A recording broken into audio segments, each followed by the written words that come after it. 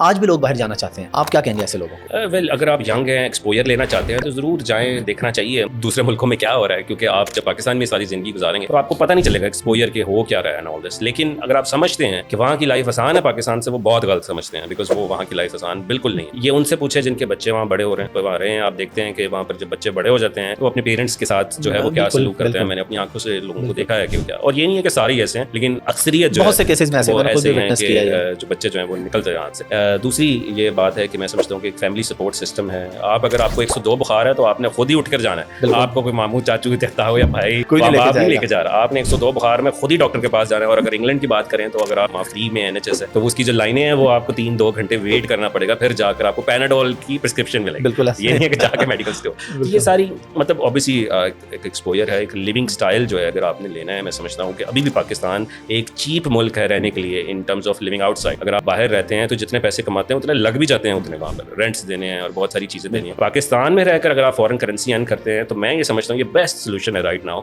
یہاں بیٹھ کر پاؤنڈز ڈالرز کمائیں اور پاکستان میں خرچ کریں.